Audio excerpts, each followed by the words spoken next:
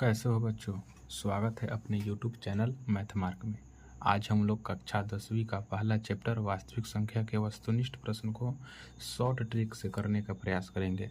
वैसे प्रश्न जो इस चैप्टर से बार बार पूछे जाते हैं उसे आसानी से करेंगे। तो चलिए शुरू करते हैं। ये रहा पहला प्रश्न। 0.49 और 49 के ऊपर रेकरिंग या हिंदी में इसको बार कहते हैं दिया गया है को P/Q के रूप में लिखें। तो इस संख्या को जो रेकरिंग दिया है इसका मतलब होता है कि जो संख्या है 49 वो बार बार रिपीट हो रहा है, जैसे कि 0.49494949 डॉट डॉट डॉट ये अनंत तक आते रहेगा। तो इस संख्या को रोकने के लिए दो संख्या के ऊपर रेकरिंग देते हैं। जैसे हम एक और समझते हैं कि मान लीजिए कि कोई क्वेश्चन है कि दे दे कि 0.23 और इसके ऊपर रेकरिंग हो। इसका मतलब क्या होगा? तो इसका मतलब वही होगा कि मतलब जो है कि ये 2 3 2 3 2 3 अनंत बार तक आ रहा है 0 के बाद तक। तो इसी संख्या को रोकने के लिए ऊपर रेकरिंग का प्रयोग करते हैं। तो ये संख्या को P/Q के रूप में कैसे लिखेंगे तो देखिएगा, ध्यान रखने वाली बात है। वैसे बात पर ध्यान रखिएगा जो हम बोलेंगे। यहाँ पर 0.49 इसके ऊपर रेकरिंग है। रेकरिंग का मतलब होता है कि जब हम रेकरिंग हटाएंगे तो उसके बट्टा में 9 लिखेंगे। जैसे 4 9 इन संख्याओं के ऊपर रेकरिंग है। तो जब ये रेकरिंग हटाएंगे तो उस संख्या के बदले बट्टा में 9 लिखेंगे। तो ये संख्या 9 है, ये 4 है, यानी कि दो संख्या के ऊपर रेकरिंग है। तो हम 2 9 को नीचे लिखेंगे। ये हमारा इसका आंसर हो जाएगा। कटने वाला होगा काट देंगे। जैसे मैं मान लीजिए यहाँ 0.23 था, अगर इस पर से रेकरिंग हटाना होता तो 2 3 लिखते और बट्टा में दो संख्या के ऊपर रेकरिंग है। तो जब वो रेकरिंग हटाएंगे तो उसके बट्टा में 2 को 9 आ जाएगा। उस हिसाब से 0.49 है को P/Q के रूप में लिखने के लिए इसको लिखेंगे तो क्या हो जाएगा, ये 4 और 9 है, तो 9 और ये 4 इस पर से रेकरिंग हटेगा तो ये हो जाएगा 49 और बट्टा में, और बताए हैं कि जब रेकरिंग हटेगा उसके लिए उसके बट्टा में 9 आएगा, यानी एक 9 और एक और 9। तो ये हमारा जो पहला ऑप्शन है ये सही हो जाएगा। एक और इसका तरीका है जिसको पूरा फुल तरीका से बनाते हैं तो उसको अगले टॉपिक में बनाने का प्रयास करेंगे, दूसरे क्लास में बनाने का बताने का प्रयास करेंगे। उसी प्रकार से एक क्वेश्चन नंबर 2 है जो है 0.32 और सिर्फ 2 के ऊपर रेकरिंग है को P/Q के रूप में लिखने के लिए कह रहा है। तो इस प्रकार के क्वेश्चन में और ये पहले वाला के क्वेश्चन में ज़्यादा कुछ अंतर है नहीं। इसमें था कि दो संख्या के ऊपर रेकरिंग था और इसमें सिर्फ एक संख्या यानी कि 2 के ऊपर रेकरिंग है। तो इस प्रकार के प्रश्न को कैसे बनाएंगे? तो जो पहले कहे थे उसी बात को याद रखना है, यानी कि जिस संख्या से ऊपर मतलब जिस संख्या के ऊपर रेकरिंग है उस रेकरिंग को हटाएंगे तो उसके बट्टा में 9 आएगा। अब जो नहीं है उसके बारे में देखेंगे। जैसे ये क्वेश्चन है 0.32 और सिर्फ 2 के ऊपर रेकरिंग है, तो इसको P/Q के रूप में बदलने के लिए देखिएगा, यहाँ लिखेंगे 0.32 और सिर्फ 2 के ऊपर रेकरिंग है। तो इसमें ध्यान देने वाली बात ये है कि जब इस संख्या को हम P/Q में लिखेंगे तो यहाँ पर लिखना है इसको 32, और जिस संख्या के ऊपर रेकरिंग नहीं है, जैसे कि 3 के ऊपर रेकरिंग नहीं है, तो उस संख्या को घटा लेंगे। क्या बोले हैं कि जिस संख्या के ऊपर रेकरिंग नहीं है उस संख्या को घटा लेंगे, और जिस पर रेकरिंग है उसको जैसे गए तैसे रखना है, और घटाने के बाद फिर बट्टा में आएंगे और देखना है। इससे पहले हम बताए थे कि जिस संख्या के ऊपर रेकरिंग था उसके लिए बट्टा में 9 होगा। उसी तरह एक संख्या के ऊपर रेकरिंग है तो 1 9 लिखेंगे, और जिस संख्या के ऊपर रेकरिंग नहीं होगा उसके लिए 0 लिखना है। जिस संख्या के ऊपर रेकरिंग नहीं है उसके लिए 0 लिखना है, यानी इस संख्या को घटाएंगे, 32 में से 3 घटेगा तो 29 हो जाएगा और बट्टा में 90 हो जाएगा। फिर से समझिएगा, मान लीजिए कोई और क्वेश्चन हो, इससे आपका आंसर हो गया बी। अगर मान लीजिए कोई और क्वेश्चन हो तो कैसे बनाएंगे? जो बोल रहे हैं उस बात को ध्यान से सुनना। जैसे मान लीजिए कि 0.3 और 7 है और सिर्फ 7 के ऊपर रेकरिंग है, तो इस संख्या को कैसे बनाएंगे? P/Q के रूप में कैसे लिखेंगे? तो बहुत आसान है। पहले लिखना है 37 और जिस संख्या के ऊपर रेकरिंग नहीं है उस संख्या को घटा लेना है। जैसे कि 3 के ऊपर रेकरिंग नहीं है तो 3 को घटा लेंगे। फिर बट्टा में लिखेंगे, क्या बताए थे कि जिस संख्या के ऊपर रेकरिंग होगा उसके लिए 9 लिखना है और जिस संख्या के ऊपर रेकरिंग नहीं है उसके लिए 0 लिखेंगे। तो इसको घटाएंगे, 37 में से 3 घटेगा तो हो जाएगा 34 और बट्टा में 90। अगर देखिए ऑप्शन में इतना आंसर है तो वहीं ठीक हो जाएगा, नहीं तो इसको काट दीजिएगा। 17/45 यानी इसका आंसर आ जाएगा 17/45। बहुत आसान है, बस इसको ध्यान से समझिए। नहीं समझ में आए तो इस क्वेश्चन को स्किप करके मतलब पीछे करके फिर से देखिए, इसका आंसर हो जाएगा 29/90। एक हम क्वेश्चन देते हैं, उसको आप खुद से कीजिएगा। जैसे हम दे दे 0.2, 3 और 4 और सिर्फ 3, 4 के ऊपर रेकरिंग है। तो इस क्वेश्चन का आंसर आप लोग कमेंट बॉक्स में बताइएगा कि आंसर कितना होगा। क्वेश्चन नंबर 3 जो है वो कह रहा है √3 कैसी संख्या है। तो √3 जो है अपरिमेय संख्या हो जाएगी। कैसे अपरिमेय संख्या होगी? तो वैसा संख्या जो रूट के अंदर हो और जिसका पूर्ण रूप से वर्गमूल नहीं हो। जैसे कि √1 इसका वर्गमूल 1 होगा यानी एक परिमेय संख्या है। √2 इसका वर्गमूल यानी कि कहने का से कि यह पूर्ण रूप से रूट के बाहर नहीं निकल पाएगा, इसलिए ये अपरिमेय संख्या हो जाएगा। √3 अपरिमेय हो जाएगा। लेकिन √4 के बारे में कहा जाए तो √4 जिसका मान होता है 2, तो ये एक परिमेय संख्या है। यानी वैसा संख्या जो रूट के बाहर नहीं निकले वे ज़्यादातर संख्या अपरिमेय संख्याएं होती है। आगे है कि 2 लगातार प्राकृतिक संख्याओं का मसा क्या होगा। इसको समझिएगा। 2 लगातार प्राकृतिक संख्या कहते हैं गिनती की संख्या को, यानी कि 1, 2, 3, 4, 5, मान लीजिए कि हम गिनती लिखे 5 तक। कह रहा था 2 लगातार प्राकृतिक संख्याओं का मसा क्या होगा। 2 लगातार मतलब कि 1 के बाद 2, 2 के बाद 3, 3 के बाद 4, मतलब एकदम लगातार होना चाहिए। तो हम मान लेते हैं कोई संख्या अपना से, मान लेते हैं कि एक संख्या 1 है और दूसरा 2 है, तो इसका मसा क्या होगा। तो मसा क्या होता है? मसा यानी कि वैसा संख्या जो उस दोनों संख्या को काट रही हो, विभाजित कर रही हो, वही होगा मसा। जैसे 1 जो है खुद 1 से कट जाएगा और 2 को 1 काट देगा, यानी कि यहाँ पर देखा जाए तो मसा 1 होगा। उसी तरह 2 और 3 इसके बारे में पूछे मसा क्या होगा, तो मसा मतलब वैसा संख्या जो 2 को भी काटे और 3 को भी काटे। तो 2 तो सिर्फ 2 को काटेगा, इस 3 को नहीं काट सकता है। तो यहाँ पर क्या करेंगे तो देखेंगे कि ये 2 है। अगर नहीं समझ में आ रहा है तो 2 को लिख सकते हैं 1 गुने 2 और 3 को भी लिख सकते हैं 1 गुने 3। तो वैसा संख्या देखिए जो दोनों में आ रहा है, यानी 1 जो है दोनों में मिल रहा है, तो वही हो जाएगा उसका मसा। तो यहाँ था कि 2 लगातार प्राकृतिक संख्याओं का मसा क्या होगा। तो प्राकृतिक संख्या यानी कि लगातार आप कहीं भी निकाल लीजिए, 5, 6 का निकाल लीजिए, 7, 8 का निकाल लीजिए, इस सब का मसा 1 आएगा। तो आपका ऑप्शन हो जाएगा सी। आगे क्वेश्चन नंबर 5 कह रहा है कि निम्नलिखित में किसका दशमलव प्रसार अशांत है। तो ध्यान रखिएगा, अशांत वैसी संख्या होती है जिसके बट्टा की जो संख्या है वो 2 के पावर m गुने 5 के पावर n के रूप में नहीं टूटे। शांत होगा तो वो 2 के पावर m गुने 5 के पावर n के रूप में टूट जाएगा। जैसे कि देखते हैं 23/50, 50 का अभाज्य गुणनखंड कीजिएगा तो 2 गुने 5 गुने 5 यानी 2 बचे 10, 10 बचे 50, 2 बचे 10, 10 बचे 50। इसमें 2 भी आया और 5 भी आया। 2 एक बार आया इसलिए 2 के पावर 1, 5 2 बार आया इसलिए 5 के पावर 2। तो ये संख्या जो है 2 के पावर m गुने 5 के पावर n के रूप में पूरा मिल रहा है, जिसके कारण इसको हम क्या कह सकते हैं कि शांत है। पर अगर नहीं मिलता तब उससे हम अशांत कहते हैं। जैसे यहाँ पर 39/243 है, यहाँ पर देखने में लग रहा है 243 जो है इसमें 2 नहीं आएगा, 5 भी नहीं आएगा, तो ये देखने में ही लग रहा है कि अशांत है। पर इसको देखते हैं, ये कट जाएगा। 3 से काटेंगे इसको तो 13 मरतबे कटेगा।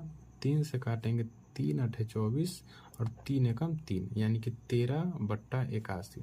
अब इस 81 का भाज्य गुणनखंड कीजिएगा तो इसको लिखिएगा 3 गुने 3 गुने 3 यानी 3 3 9 9 3 27, 27 3 81, यानी कि 3 जो आया है सिर्फ, इसमें ना 2 आया और ना ही इसमें 5 आया, तो ये संख्या हो जाएगा अशांत संख्या। उसी तरह 16 से वो तुरिएगा तो 2 दूनी 4, 4 दूनी 8, 8 दूनी 16, 16 दूनी 32, 32 दूनी 64 और 64 में 25 से गुना कीजिएगा तो 16 आ जाएगा। यानी कि इसमें 2 जो है 1 2 3 4 5 6 बार और 5 जो है वो 2 बार आया। तो इसमें भी 2 के पावर m गुने 5 के पावर n के रूप में है, यानी ये भी हो जाएगा शांत संख्या। आगे है 625। इसके बारे में देखा जाए तो 625 जो है इसको हम लिख सकते हैं 25 गुने 25, यानी 25 को 5 गुने 5 और इस 25 को 5 गुने 5, यानी इसमें सिर्फ 5 जो है वो 4 बार आया। तो क्या ये अशांत हो जाएगा? तो नहीं। इस बात को ध्यान रखना है कि जब इसमें 2 नहीं आया तो हम इसको खुद से 2 के पावर 0 लिख सकते हैं। क्यों? क्योंकि x के पावर 0 का जो मान है वो 1 के बराबर होता है। तो इस बात को ध्यान रखिएगा कि अगर सिर्फ 2 आ रहा है और उसमें 5 नहीं आ रहा है तब भी वो शांत होगा, या सिर्फ 5 आ रहा है और 2 नहीं आ रहा है किसी संख्या का भाज्य गुणनखंड करने पर, तब भी वो शांत संख्या है। पर एक और बात ध्यान रखना है कि अगर 2 भी आ रहा है, 5 भी आ रहा है और उसके साथ कोई एक्स्ट्रा संख्या आ रहा है, तब वो जो संख्या है अशांत संख्या हो जाएगी। आगे है कि ये उसके आगे जो है क्वेश्चन है वो क्वेश्चन है 18 और 72। 18 और 72 का मौसा है, यानी कि मौसा पूछ रहा है 18 और 72 का मौसा क्या होगा। तो इसका एक छोटा सा तरीका भी होता है। जब भी कोई संख्या का मौसा पूछेगा तो उसमें सबसे छोटी संख्या से देखना है, वो दूसरी बड़ी संख्या या 3 संख्या का पूछ दे, 4 संख्या के पूछ दे, 5 संख्या का पूछ दे, तो उसमें आप देखिएगा कि जो सबसे छोटी संख्या है क्या वो संख्या सभी संख्याओं को काट पा रही है। अगर ये 18, जैसे मान लीजिए क्वेश्चन है 18 और 72, 18 और 72 वो संख्या है, तो देखिए 18 जो है खुद को भी काट सकती है और 72 को भी काट सकती है। तो ये छोटी संख्या खुद है जो है खुद को काट रही है एक मर्तबे और 72 को भी काट रही है, 18 चौका 72। तो यहाँ जो छोटी संख्या 18 है यही हो जाएगा मौसा। फिर भी चलिए निकालते हैं, निकालने का प्रयास करते हैं। अगर या तो आप साधारण जो है सीखे थे मौसा निकालने का भाग विधि द्वारा, तो उस तरह निकाल सकते हैं, या दूसरा तरीका देखते हैं। 18 को जो है हम लोग लिख सकते हैं 2 गुने 3 गुने 3, 2 3 6, 6 तरीका 18 और 72 को भी अगर इसका भाज्य गुणनखंड किया जाए तो इसको भी तोड़ सकते हैं। 2 से काटेंगे 36 मरतबे कटेगा, फिर 36 को 2 से काटेंगे तो 18 मरतबे कटेगा, 18 को 2 से काटेंगे 9 मरतबे गुने 3, 2 दूनी 4, 4 दूनी 4, 4 दूनी 8, 8 तरीका 24 और 24 तिया 72। और मौसा में ध्यान रखना है कि वैसी संख्या जो दोनों में मिले, जैसे कि यहाँ पर देखिएगा दोनों में 2 मिल रहा है तो इसके बदला में हम 1 2 लिखेंगे। यहाँ पर देखिए 3 जो है दोनों 3 जो है दोनों में मिल रहा है, यानी कि एक बार के लिए 2 3 के लिए 1 3 और ये 2 3 के लिए 1 3 गुना करेंगे 3 दूने 6 और 6 तरीका 18, यानी कि मौसा जो है 18 आ जाएगा। एक बार जरूर उस बात को ध्यान रखिएगा कि जो सबसे छोटी संख्या है उससे या बड़ी संख्या कट रही है, अगर कट रही है तो वही संख्या हो जाएगा मौसा। ये आसान क्वेश्चन था। आगे जो क्वेश्चन है 8 नंबर, वो क्वेश्चन कर रहा है यदि भाग एल्गोरिदम a बराबर बी क्यू प्लस आर जो पढ़े होंगे में a का मान 37 है, b का मान 4 है और r का मान 1 है, तो q का मान पूछ रहे हैं। बहुत आसान है, इसमें मान रख देंगे a बराबर B Q plus R. a का जो मान है आपका वो 37 है और b का जो मान है वो है 4 और q का मान नहीं है, तो q का q लिखेंगे अब प्लस r का मान 1। यहाँ पर 37 बराबर 4q और प्लस में 1, ये प्लस का 1 बराबर किधर आएगा तो माइनस में हो जाएगा। 37 माइनस 1 बराबर में 4q, घटाइएगा तो होगा 36 बराबर में 4q। 4 से काटेंगे 9 मरतबे कटेगा, यानी कि q का जो मान है वो 9 आ गया। q का जो मान है 9 आ गया, ऑप्शन ए हो जाएगा। इस प्रकार के क्वेश्चन एग्जाम बोर्ड में आते हैं तो आप लोग ध्यान से बना लीजिएगा, गेस में हो कहीं हो उससे खोज कर बना लीजिएगा। आगे है क्वेश्चन नंबर 9, 2 संख्याओं का मौसा 27 एवं लसा 162 है, यदि उनमें एक संख्या 54 है तो दूसरी संख्या ज्ञात करें। इसका कुछ सूत्र होता है। एक सूत्र हमेशा ध्यान रखिएगा कि दो संख्याओं का गुणनफल, या लिख सकते हैं कि पहली संख्या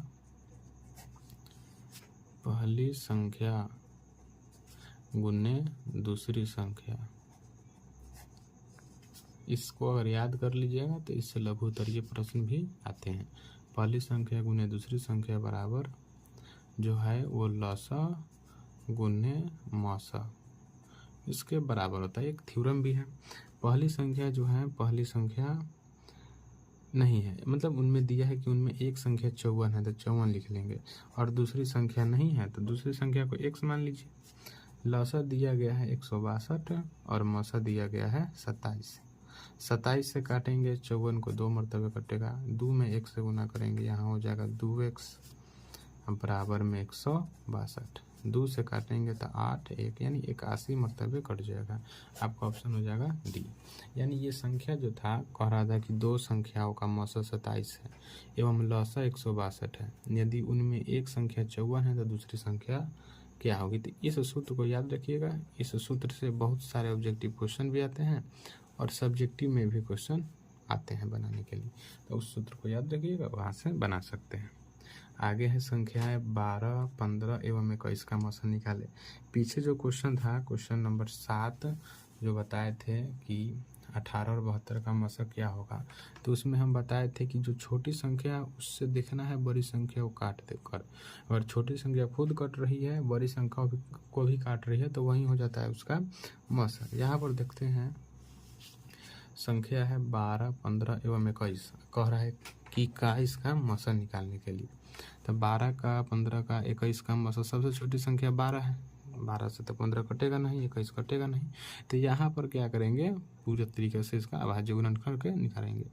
12 का अभाज्य गुणनखंड करेंगे तो इसको कर सकते हैं 2 गुने 3, 3 दूना 6 यानी 2 गुने 2 गुने 3, 2 दूनी 4, 4 तिहाई 12।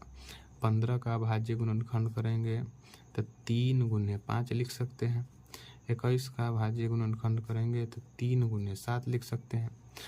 ऑब्जेक्टिव में हमेशा ध्यान देना है कि समय बचाना है। अब यहाँ हम 2 के पावर 2, 3 के पावर 1 लिखने नहीं बैठेंगे, ऑब्जेक्टिव में हमें सिर्फ टिक लगाना रहता है।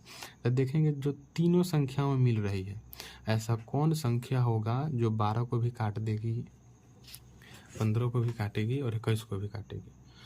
तो यहाँ से देखिए कि 12 को जो है 3 काट रही है, इसका भी 3 काट रही है और इसको भी 3 काट रही है, यानी 3 जो है वो तीनों संख्याओं को काट रही है।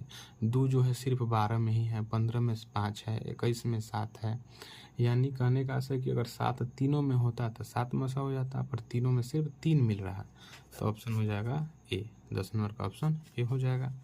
आगे है कि यदि 360 जो है इसको लिखा गया है 2 के पावर p गुने 3 के पावर q गुने 5 के पावर r, तो p plus q minus r का मान क्या होगा। 360 है, इसका अभाज्य गुणनखंड करेंगे, कीजिएगा इसको तो 180 मरतबे, फिर 2 से काटेंगे 90 मरतबे, फिर 2 से काटेंगे 45 मरतबे, फिर 3 से काटेंगे इसको तो 15 मरतबे, फिर 3 से काटेंगे ये 5 मरतबे कट जाएगा। यानी कि जब 360 का अभाज्य गुणनखंड किए तो 2 जो है 3 बढ़ाया, यानी 2 के पावर 3, 3 जो है 2 बढ़ाया तो 3 के पावर 2, और 5 जो है 1 बढ़ाया तो 5 के पावर 1। यानी देखिए 360 का जो था यहाँ पर दिया गया था 2 के पावर p, यानी उसको पता था कि जो 360 है 2 से कटेगा, 3 से कटेगा तो 5 से कटेगा। 2 जो है इसके माथ पर यानी घात जो है, हम इसको हमेशा घात को माथ पर कहते हैं कि जिस बच्चे को भी अगर समझ में नहीं आया कि p क्या है तो हमेशा ध्यान रखिए कि 2 के माथ पर है, तो माथ पर कौन है, घात है, घात हमेशा माथ पर रहता है, इस बात को ध्यान रखिएगा। यानी 2 के पावर p, 2 के पावर 3 यानी कि p का मान है 3, 3 के पावर q, 3 के पावर 2 यानी q का मान है 2, और r 5 के पावर r, 5 के पावर 1 यानी r का मान है 1। तो यहाँ पर क्या कर सकते हैं, यहाँ कह रहा है कि आप p प्लस q और माइनस r का मान निकालिए, तो p plus q minus r, p का मान है 3, q का मान है 2 और r का मान है -1। 3 2 5 और 5 में से 1 घटाएंगे तो हो जाएगा 4, यानी ऑप्शन हमारा सी। ऐसा क्वेश्चन इधर देखने के लिए मिलता है। धीरे दिन पर दिन जो बिहार बोर्ड है पैटर्न को चेंज करती है, तो ऐसे क्वेश्चन को देखिएगा और प्रयास कीजिएगा बनाने का। आगे है कि सबसे छोटी अभाज्य संख्या है। अभाज्य संख्या सबसे छोटी पहले ही बताए थे, जब क्वेश्चन नंबर पीछे बना रहे थे तो हम बताए थे कि सबसे छोटी अभाज्य संख्या कौन है। तो अभाज्य संख्या वैसी संख्या होती है जो 1 से कटेगी और स्वयं से भी कटेगी। इसको याद रखना है। 2 फैक्टर होता है इसका, 2 इसका गुणनखंड होगा। जैसे में यहाँ 0 है, 0 सिर्फ 0 है, यहाँ उसको काटा ही नहीं जा सकता है। यहाँ है 1 जो है सिर्फ 1 से कटेगी। यहाँ जो है 2 1 से भी कटेगी और 2 से भी कटेगी, तो ये 2 हो जाएगा अभाज्य संख्या। 3 जो है 1 से भी कटेगी और 3 से भी कटेगी, ये भी हो जाएगा अभाज्य संख्या। पर पूछा है हमसे सबसे छोटी, तो 2 और 3 में छोटा जो है 2 है, तो ऑप्शन हो जाएगा 2। इसको ध्यान रखना है, छोटी छोटी बातें को। चलते हैं आगे क्वेश्चन।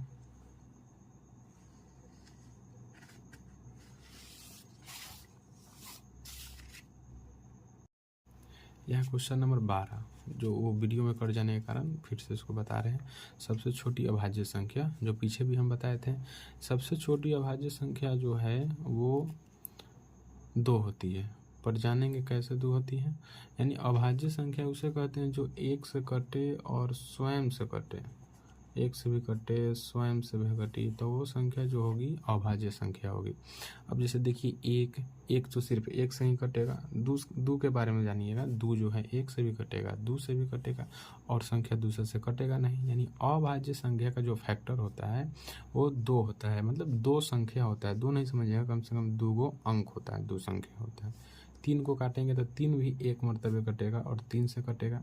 पर पूछा है सबसे छोटी, तो सबसे छोटी हो जाएगा 2। आगे चलते हैं।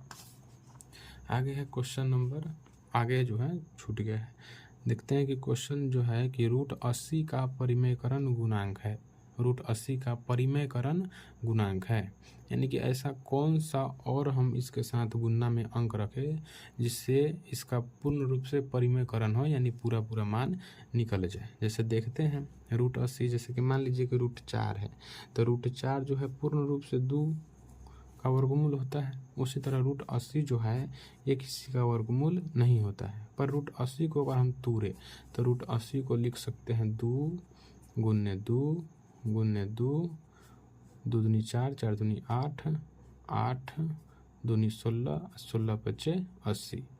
यानी कहने का आशय कि रूट जो है, रूट के अंदर अगर संख्या में जो मतलब संख्या जो है जोड़ा के रूप में मिलता है तो उसे हम बाहर निकाल लेते हैं। इस 2 के बदले में हम 1 2 बाहर निकाल सकते हैं। उसी तरह इस 2 के बदले में हम 1 2 बाहर निकाल सकते हैं। लेकिन जो ये √5 है, ये √5 सिर्फ अकेले है। तो इस √5 के साथ और हम कौन सा संख्या रखें जो √80 को पूर्ण रूप से वर्गमूल बना दे। तो यहाँ पर अगर हम 5 ही रखें तो ये जो 80 जो है ये पूर्ण रूप से एक वर्गमूल हो जाएगा किसी संख्या का। यानी कहने का आशय है कि इसमें जो है हमें √5 से गुणा करना होगा। इसका जोड़ा मिल गया 2 गुने 2, इस 2 का इसका भी मिल गया √2 गुने √2, पर इस 5 का नहीं मिला। तो 5 को हम सिर्फ एक बार लिख सकते हैं। एक और √5 होता तब हम कह सकते थे कि इसका पूर्ण रूप से परिमेयकरण हो रहा है। यानी परिमेयकरण करने के लिए क्या चाहिए, तो एक और √5 चाहिए। तो यही हो जाएगा ऑप्शन। अभाज्य गुणनखंड कीजिएगा और देखिएगा कि जिसका मान जो है पूरा नहीं निकल रहा है उसी संख्या को अगर हम रख दें तब उसका परिमेयकरण हो जाएगा, √5 हो जाएगा। आय कह रहा है कि 2 अपरिमेय संख्या 3 + √5 तथा 3 - √5 का गुणनफल होगा। 3 + √5 तथा 3 - √5 का गुणनफल होगा। 2 अपरिमेय संख्या है, गुणनफल यानी कि 3 + √5 गुणा करने के लिए कह रहा है और 3 - √5 इसका गुणा करते हैं। एक सूत्र जानते होंगे A + B, सूत्र सब लोग जानते होंगे, इंटू A - B क्या सूत्र होता है, A² - B²। इसी सूत्र पर इसको बैठाएंगे। A का मान 3 है, यानी 3 का स्क्वायर माइनस B का मान √5 है, √5 का होल स्क्वायर। 3 का स्क्वायर 9 अब माइनस रूट 5 यानी कि स्क्वायर से जो है रूट कट जाएगा 5, इसको घटाइएगा तो 4। और 4 जो है ये एक परिमेय संख्या है। पूछ रहा था कि गुणनफल होगा तब वो कैसी संख्या बनेगी, तो जो 4 आ रहा है ये 4 हो जाएगा, एक परिमेय संख्या हो जाएगा। नहीं समझ में आ रहा है तो फिर से देखिएगा कि ये a plus B into A minus B के रूप का है, a plus B into A minus B के रूप का है। और ये सूत्र होता है A square minus B square का। ये a है, ये भी a का मान है, ये b है, ये भी b का मान है। बस मान रख देंगे, a का मान 3 का स्क्वायर, अब माइनस b का मान 5 रूट 5 का होल स्क्वायर, 3 का स्क्वायर 9 माइनस स्क्वायर से रूट कटेगा 5, हटाइएगा 4, और 4 जो है एक परिमेय संख्या है। यहाँ ऑप्शन में भी है तो ऑप्शन ए हो जाएगा। आगे है कि 0.3 और 3 के ऊपर रेकरिंग है। ऐसा क्वेश्चन सबसे पहले शुरू में ही पढ़े थे, प्लस 0.4 और इसके ऊपर भी रेकरिंग है का सरल रूप होगा, यानी कि इसको हम आसान शब्द में कैसे लिखा जा सकता है। देखिए बनाते हैं, बहुत आसान है, ये नहीं समझिए कि बहुत भारी होगा, बहुत आसान क्वेश्चन होगा। ये 0.3 इसके ऊपर रेकरिंग है। क्या बताए थे हम उस समय, याद कीजिएगा, रिकॉल कीजिएगा कि जिस संख्या के ऊपर रेकरिंग है उस रेकरिंग को हटाएंगे, हिंदी में इसको बार कहते हैं, इसको हटाएंगे तो उसके लिए बट्टा में 9 लिखेंगे, यानी 3 जब हटाएंगे इस रेकरिंग को तो बट्टा में हो जाएगा 9। फिर प्लस का चिन्ह है तो प्लस का चिन्ह लिखेंगे। उसी तरह है 0.4 और 4 के ऊपर रेकरिंग है तो जब उस रेकरिंग को हटाएंगे तो हो जाएगा 4 और बट्टा में 9। अब देखिए आसान है, भिन्न का जोड़ बनाइए, 9 3 + 4 ये हो जाएगा 7 बट्टा 9। हमेशा ध्यान रखना है, बहुत आसान क्वेश्चन है, ऐसा क्वेश्चन छूटना नहीं चाहिए। ठीक है, कोशिश करेंगे इससे अच्छा वीडियो आगे बना के लाएं। आपको अच्छा लगा तो कमेंट करके ज़रूर बताइएगा। Thank you.